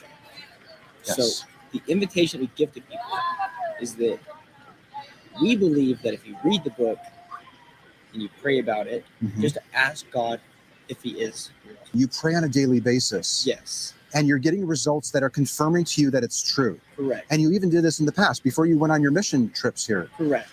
You embarked on testing it to see, and you were getting results back. Correct. Yet what I'm hearing is that these are results that were confirming it for you. Correct. What would a result look like that would disconfirm it for you to say, oh, this book is mistaken? That's what I'm trying to get to here. I would That's say the beauty. There isn't one. You can't. It can't fail. The test can't fail. If you do what it says, it can't fail. Now, like others just said, it's contingent on you actually doing what it says. So we can't just give you a Book of Mormon and then you hold it in your hands and kneel down and say, is this book true? In the Book of Mormon, there's another section of scripture that talks about experimenting upon the word. So you have to. Was this the verse you were mentioning before, or no? So you have Another to. different verse. You have to read through the whole book Mhm. with that mindset that, okay, I hope this is true, and then get down on your knees and ask about it. So we could give you this book and you could say, all right, I'm going to do the test right now. Yeah. That's not how it works. This goes back to what I think you were saying before. Can you pause it real quick? People will have Would it ever success. be appropriate to ask the question? You can totally tell me if I'm wrong. I'm like really out of practice on SE type things because they baptize people all the time that haven't experimented on the word, that haven't read it, who haven't asked if it's true, but just want to get baptized. Would it ever be appropriate, you think, to ask a question like that to a Mormon to say, what if somebody never tested it and they still just, would you still baptize somebody if they believed or had a hope that it was believed to be true? Does that make sense? Yeah. My sense is that that would be like an upper level, what related question to the doctrine and the rules of it. And it doesn't really get to the why or the how. It could only maybe even be interpreted as some sort of gotcha question. Yeah, I don't want to do a gotcha question. I only question is like if their reasons for doing it are because they experimented, but what if somebody else didn't experiment on it? No, that'd be a good question. Because again, this all goes back to the confirmation bias that is like at the heart of the problem here. Yeah, No I matter think the framing of it the second time around was better than the first, because the first you were sort of tying it to the doctrine and the baptism. Yes. And Yes. but when you did disentangle it from Yes. That stuff, I think it lands better.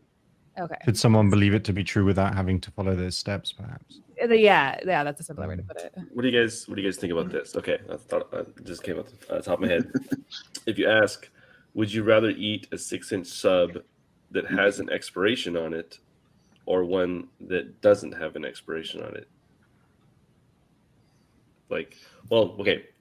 Or what would you rather eat from a that's the restaurant? testing. Would you rather eat from a restaurant that has expiration dates on their food, or that don't at all? I like where you're going with it. Because Sorry, the idea is that they can't. The other restaurant can't be expired because they don't have expiration dates. Why not go with them? Their food cannot expire.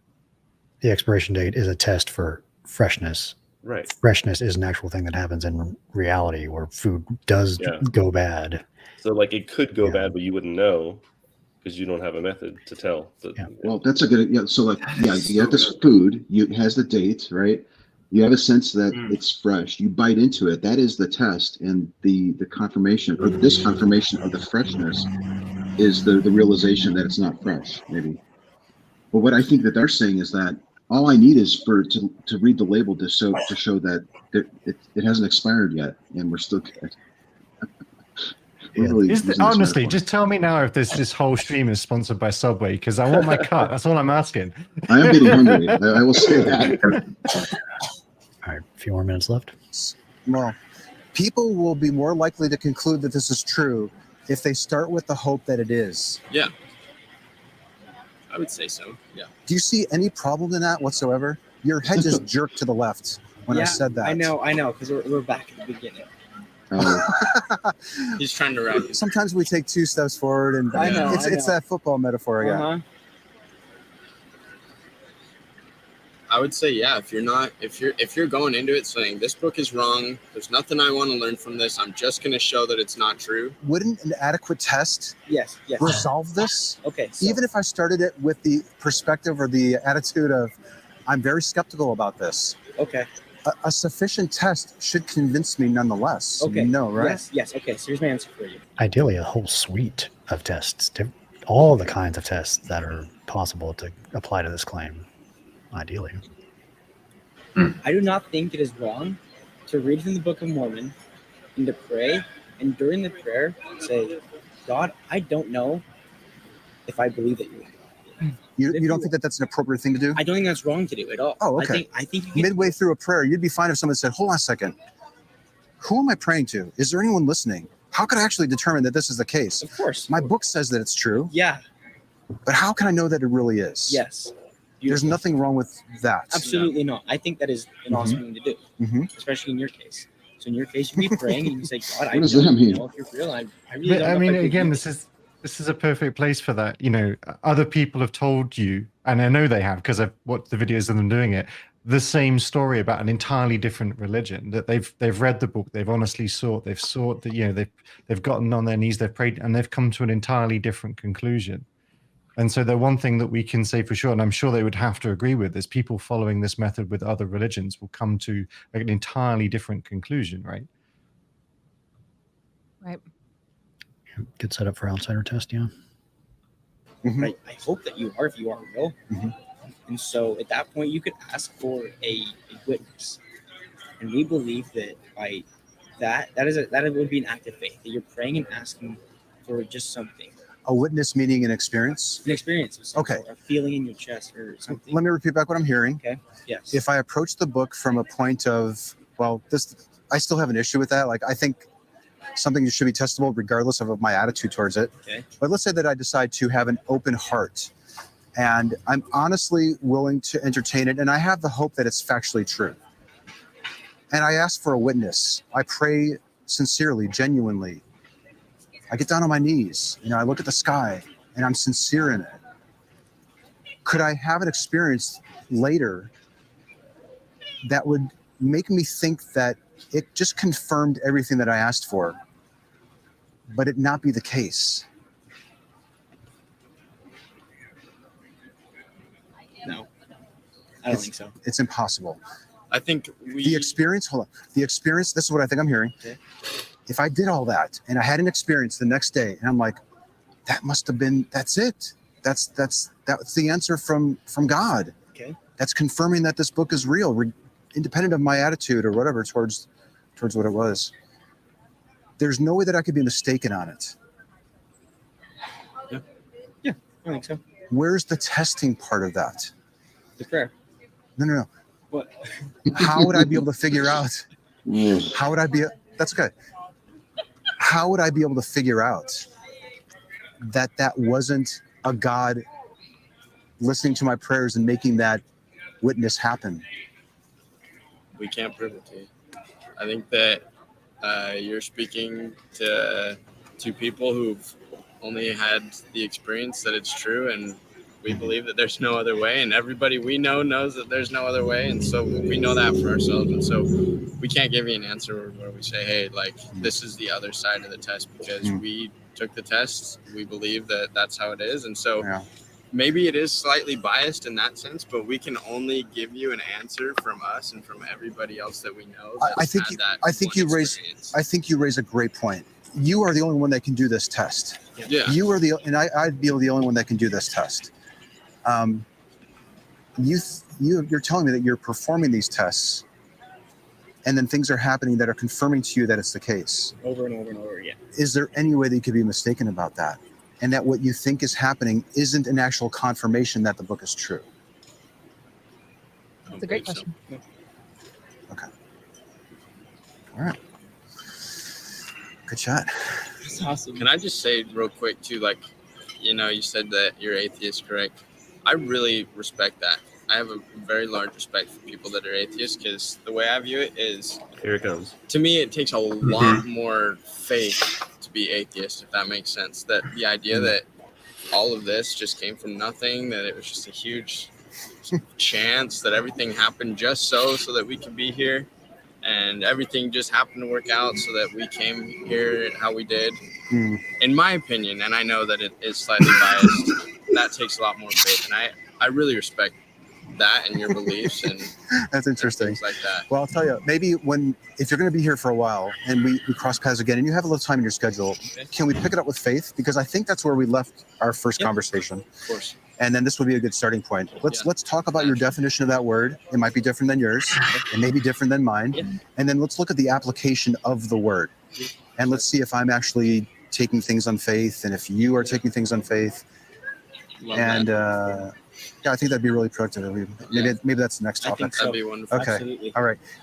I think I owe you a second puzzle piece because this is your second chat. Okay. I still have my other two.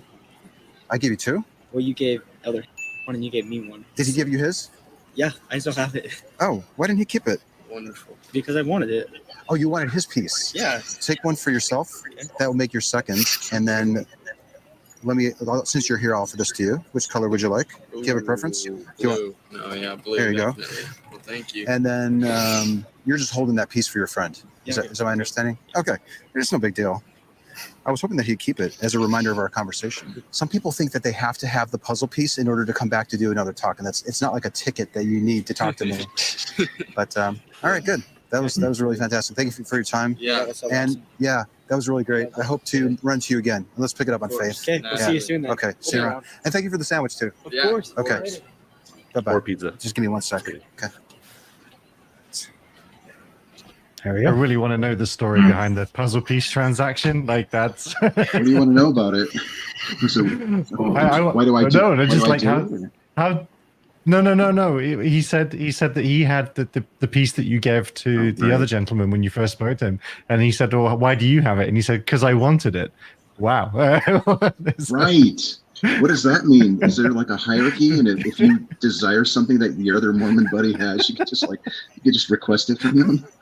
He's probably on like Instagram, like, I got 2 pieces, guys. My suspicion is the other guy probably just didn't want it and was going to toss it out, and he's like, "Hey, do you want this?" Yeah. And the other guy probably grabbed it. I think so. That's probably more charitable. I don't know if it was on purpose, but during that last bit where he was telling you that it takes more faith to be an atheist, you kind of looked at the camera and like kind of smiled like to the audience, like you hearing this, like Yeah. The other 5 of us in the future. Like, yeah. I think I intentionally broke the wall. Was it the fourth wall? Is it The fourth third wall. We were talking about that yesterday, Carah, weren't we?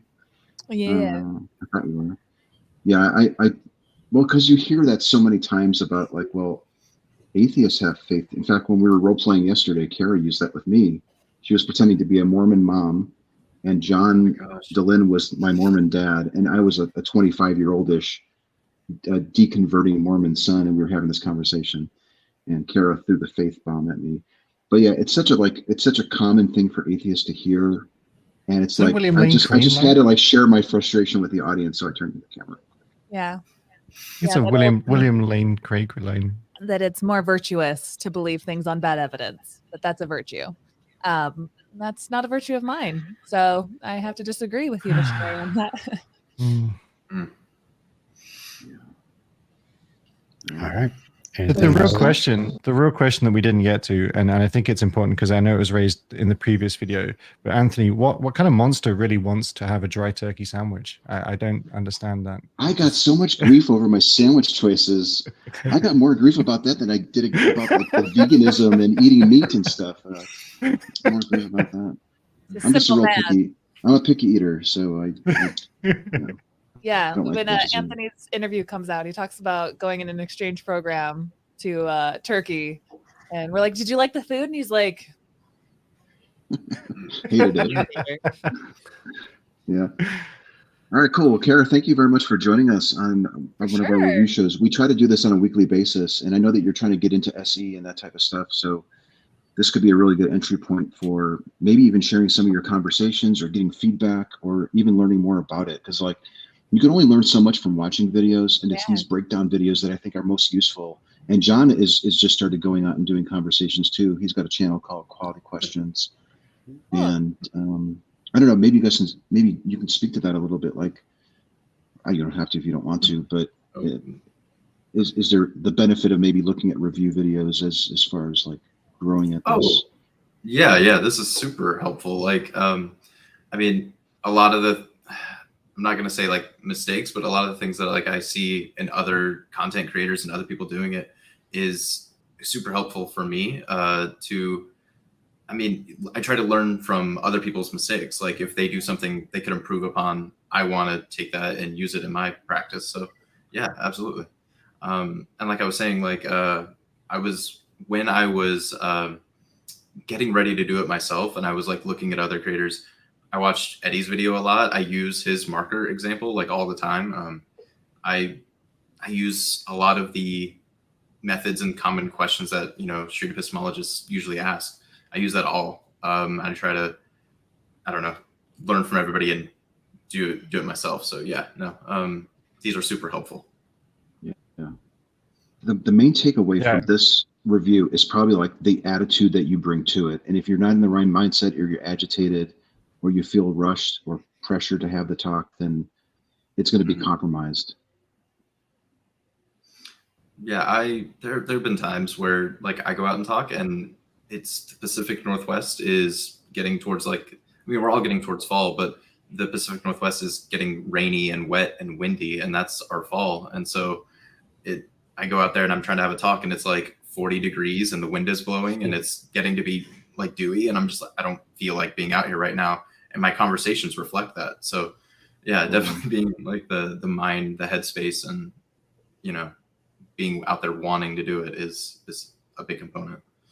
Yeah, one of the things that I wrote a list of things to recommend to people when they want to have interesting conversations and difficult conversations. And one of the things to be careful of is actually wanting to do it too much, like to be chasing it, to be chasing that interesting conversation, to want to get to some eureka moment with someone. That's almost not as bad as being angry or tired almost in the conversation, because you can end up making shortcuts perhaps and trying to reach for things that address points that you've heard made before by people offering similar positions but hadn't actually been made in this conversation. And I think it's there's a lot of things to look out for, I think, in your initial state. But yeah. Also, John, I watched a bunch of your videos recently and they were awesome. Thank you. I appreciate it. Really I'll like try. it. Yeah, that's one of the risks of having your videos, you guys. It's kind of funny because I never want to be in the space of just, you know, yes, gotcha questions or just throwing red meat to the base or whatever. And if I'm ever accused of that, whether I have my TikTok channel or what I do for Mormon Stories here, that's the only area that I'm a little bit sensitive about. And so I think practicing SE is actually even better for that, for taking an ego out of it, it's not even about like the most interesting content at the end of the day. It's just like this slow burn of, you know, asking slow paced questions, letting people sit with it.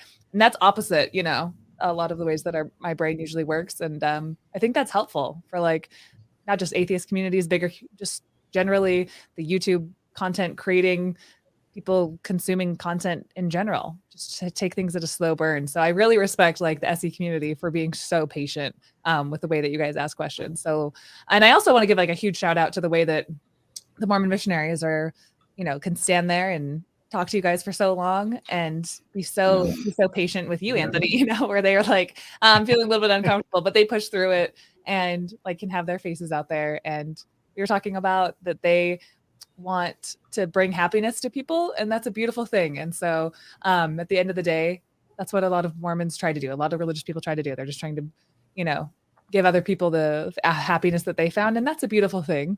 So I hope that any Mormon or any missionary or any religious person who comes across this, I hope that they feel like we did a respectful job of just kind of analyzing their reasons for belief. So I just wanted to say 100%. They seem like such nice guys, those, Yeah. and they often do. Yeah, The people we speak to, you know. So go ahead. No, they seem like great guys. They were good sports, and I intentionally went back to the campus to look for them because this was around the holidays, and I wanted to invite them over to the house for Thanksgiving, and they never emailed me, and I never saw them again. So if they ever stumble across this video, guys, thank you so much for talking to me, all three of them, because I talked to three of them, and this actually goes to all my conversation partners. You know, like I'm grateful for you guys taking the time to have those discussions with me and to allow us to practice this technique that we think is good for you and for us and humanity.